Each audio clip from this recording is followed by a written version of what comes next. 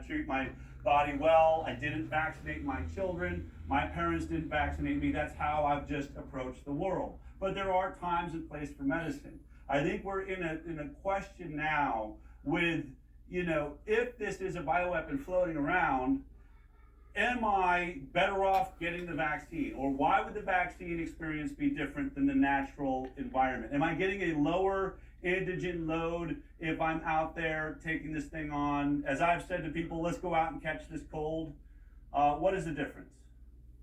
Well, the difference is the massive numbers of what's going on. When you get person to person transmission of this, you have a smaller viral load that gives you a greater opportunity to get exposed to it, to respond to it, to develop your T cell response in 3 to 4 days, and to develop your antibody response in a week to 10 days, which is why most people feel lousy for a few days and then they get over it. Symptomatic individuals are a great thing because they know not to go out and cough and Correct. sneeze on people. As Fauci says, and everybody admits, vaccines do not keep you from getting infected and they do not keep you from passing it on. What vaccines do is prime you so that when you get infected, you save a few days. And so it turns you into an asymptomatic carrier.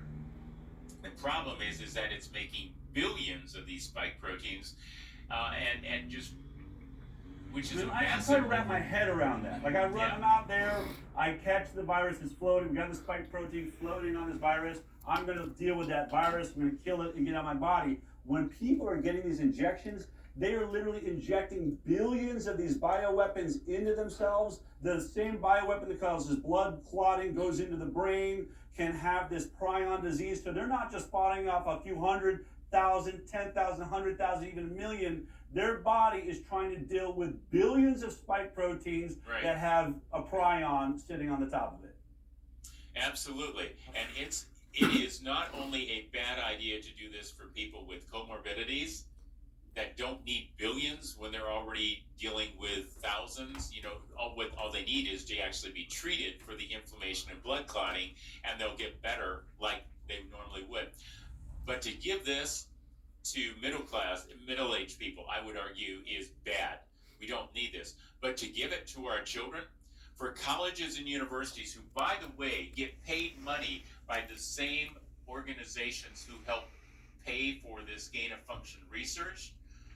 Talk about a conflict of interest when our federal government gives money and the Helmsley Foundation gives money and the Gates Foundations give money to our universities, for our universities to require that our healthy college students get vaccinated, or our 12 to 18-year-old kids get vaccinated, or as Fauci says he wants to take it down to 2 years to get vaccinated for something that they should not be vaccinated for. When you understand this is a gain-of-function spike protein virus, you are injecting a bioweapon into the arms of our children and the people we love.